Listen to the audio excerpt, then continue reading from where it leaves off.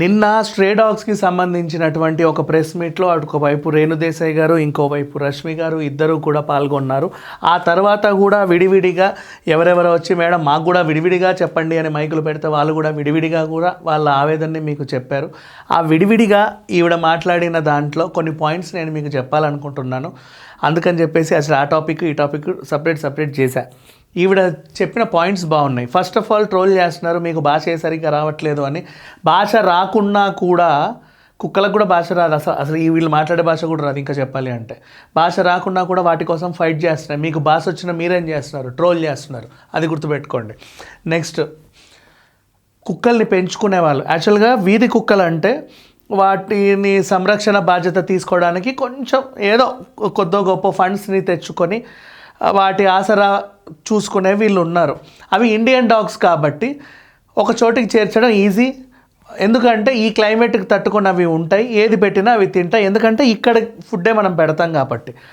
చాలామంది ఏం చేస్తున్నారంటే సిడ్జూలో వదిలేస్తున్నారు, లాసా యాప్సోలో వదిలేస్తున్నారు, సిబేరియన్ హస్కీని వదిలేస్తున్నారు, ఇంకా మంచి మంచి డాగ్స్ అన్ని బ్రీడ్స్ అన్నింటినీ కూడా రోడ్ల మీద వదిలేస్తున్నారు.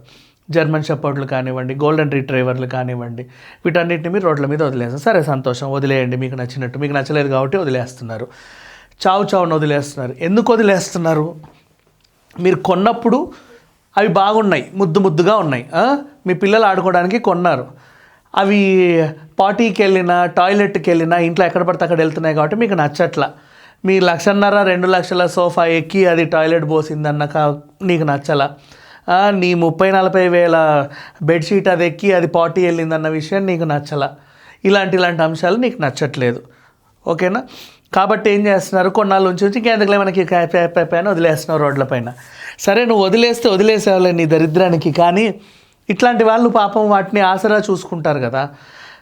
ఇండియన్ డాగ్స్ని పెంచినంత ఈజీ కాదుగా, నీలా అంత ఈజీగా వదిలేయలేరు కదా. వాటి ఫుడ్ వేరు, ఆ కాస్ట్ వేరు, అవన్నీ వేరు. వాటి మెడిసిన్స్ కాస్ట్లు వేరు, అవన్నీ వేరు. ఇండియన్ డాగ్స్ కంటే ఇక్కడ ఉన్న వెటర్నరీ హాస్పిటల్స్లో సరిపడా మందులు ఉంటాయి కాబట్టి ఆ కుక్కల్ని సంరక్షించవచ్చు. నువ్వు ఎక్కడెక్కడ లేని కుక్కలన్నీ తీసుకొచ్చి ఇక్కడ పెట్టి నువ్వు పోషించలేక వాళ్ళని ఎత్తి మీదకి వదులుతున్నావు. సిబేరియన్ హస్కీ కానీ ఇంకేమన్నా కానీ వాటి మందులు వాళ్ళు తేలేక, వాటికి సరిపడా ఫండ్స్ లేక వాళ్ళు ఎంత బాధపడుతున్నారో మీకు తెలియట్లా. ఇప్పుడు మీకంటే పిల్లలకి అనాథాశ్రమాలకు కానీ, వృద్ధాశ్రమాలకు కానీ, ఫిజికల్లీ ఛాలెంజ్డ్ వాళ్ళకి కానీ, మెంటలీ ఛాలెంజ్డ్ వాళ్ళకి కానీ ఆశ్రమాలు ఉన్నాయి.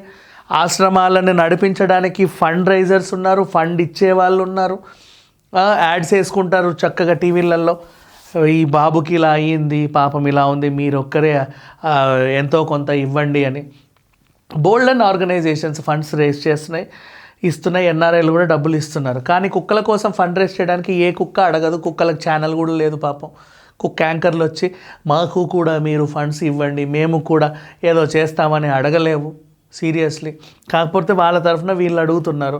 వీళ్ళకు కూడా ఇచ్చేవాళ్ళు ఎప్పుడో ఎక్కడో ఏ మూలకో ఉండే ఒక పెట్ లవరో పెట్ పేరెంటో ఎవరో ఉంటారు ఎన్ఆర్ఐలో, ఎవరో అందులోనూ కొంచెం డబ్బున్న వాళ్ళు. ఆ ఫండ్స్ వీళ్ళకి సరిపోట్లా. నువ్వు ఎందుకురా ఇవన్నీ పెంచుకుంటున్నావు, ఎందుకు వదిలేస్తున్నావు అని అడుగుతుంది. కరెక్టే నేను చెప్పేది. కుక్కను తెచ్చుకుంటావు, ముద్దుగా ఉంటుంది, బొచ్చు అంతా ఉంటుంది, ఇంత ఉంటుంది లడ్డుగా ఆడుకుంటారు పిల్లలు. 6 months 7 monthsకి వాటికి టిక్స్ వస్తాయి. టిక్స్ వచ్చినప్పుడు ఏంటంటే ఇదేదో రోగమేమో అని ఫీల్ అవుతారు. ఇంట్లో కాకుండా ఎప్పటివరకు ఇంట్లో ఉన్న కుక్క బాల్కనీకోకో లేకపోతే మీ వరండాలోకో వెళ్ళిపోతుంది. ఆ తర్వాత నువ్వు అక్కడ పెట్టావంటే నువ్వు దాని సంరక్షణ, అది కూడా కొంచెం ఇంకా మెంటల్లీ స్ట్రెస్ అయిపోయి వీళ్ళకి నేను వద్దేమో, నన్ను వదిలేస్తారేమో అని భయపడి మెంటల్గా స్ట్రెస్, మళ్ళీ ఇక్కడ స్ట్రెస్. ఆ తర్వాత ఏమైద్ది, టిక్ ఫీవర్ వచ్చి జుట్టంతా రాలిపోతూ ఉంటుంది. జుట్టంతా రాలిపోయిన తర్వాత దాని బాడీ స్ట్రక్చర్ చూసి దీనికి ఇంకేదో అయిందేమో అని చెప్పి వీధిలోకి వదిలేస్తున్నావు. వరండాలు, అప్పటిదాకా వరండాలో ఉన్న కుక్క నీకు పూర్తిగా ప్రేమ తగ్గిపోయి వీధిలోకి వెళ్ళిపోయింది. అది ఏం కాదమ్మా. టిక్ ఫీవర్ అనేది ఏంటంటే టిక్స్, కుక్కల బొచ్చున్న ప్రతి కుక్కకి టిక్స్ వస్తాయి. వాటిని తీయాలి, స్ప్రే వేయాలి. టిక్స్ రాకుండా ఒక ట్యాబ్లెట్ ఉంటుంది, 200 or 300 కాస్ట్, అది వేయాలి. మళ్ళీ రావు. టిక్ బాత్ ఇవ్వాలి, స్ప్రే చేయాలి. ఆ ఫీవర్ వచ్చిన తర్వాత ఫీవర్ తగ్గించే మాత్రలు వేస్తే మళ్ళీ నిండుగా హెయిర్ వచ్చేస్తుంది. అంతే. మనుషులకు ఎలాగైతే ప్రాబ్లమ్స్ ఉంటాయో వాటికి కూడా ఉంటాయి. నీకు ఆ జ్వరం వచ్చినా తగ్గకపోతే నాకు తగ్గలేదని చెప్పుతావు కాబట్టి అవి చెప్పుకోలేవు. కాబట్టి ఆ ప్రాబ్లమ్స్ అలా వాటితో పాటే ఉండి అండ్ పైగా నువ్వు చూసే విధానాన్ని బట్టి అంతకుముందు ఉన్న ప్రేమ తగ్గేసరికి వాటికి అవి ఫీల్ అయ్యి మానసికంగా శారీరకంగా కుంగిపోయి నువ్వు వీధిన పడేయగానే ఎటెళ్ళాలో అర్థం కాక కొన్ని అలాగే ఉండి ఆకలితో చచ్చిపోతాయి. కొన్ని పాపం ఏదో ఒకటి తిని బతకాలి అనుకున్న వాళ్ళు ఇట్లాంటి వాళ్ళకు దొరికిన తర్వాత వీళ్ళు కూడా పాపం వాటిని ఎలా పోషించాలో అర్థం కాక ఫండ్స్ రేస్ చేయలేక సతమతమవుతున్నారు. నీ చిన్న ఆనందం కోసం 4-5 నెలల ఆనందం కోసం ఒక కుక్కను తెచ్చుకుంటున్నారు. కొంతమంది అయితే ఇంకా అది ప్రిస్టేజ్ ఇష్యూ. ఆ లైన్లో మీరున్న కాలనీలో మీ కుక్క రిచెస్ట్ డాగ్ లాగా ఉండాలి. దాని మెయింటెనెన్స్ కూడా బాగుండాలి. నువ్వు ఫిజికల్గా దాన్ని స్ట్రెస్ చేస్తావు తెలుసా, చిన్న బోన్లో పడేస్తావు, అది అందులోనే ఉండాలి. నెక్స్ట్ నువ్వు చూసుకోవు, ఏ గార్డెనరో వాచ్మెనో లేకపోతే ఇంకేమన్నా కేర్ టేకర్కో ఇచ్చేస్తావు. ఇట్లాంటి కానీ కేవలం నీ ఇంటి ముందు ఆ కుక్క ఉంటే నీ ప్రిస్టేజ్ పెరుగుద్ది అని ఫీల్ అవుతావు. అట్లాంటి వాళ్ళు పెంచుకుంటున్నారు కుక్కల్ని, వాటిని హింసిస్తున్నారు. అంతే మీకు తెలియట్లే. ఇప్పుడు సిబేరియన్ హస్కీ సిబేరియాలో ఉండాలి, మా మంచు ప్రదేశాల్లో ఉండాలి.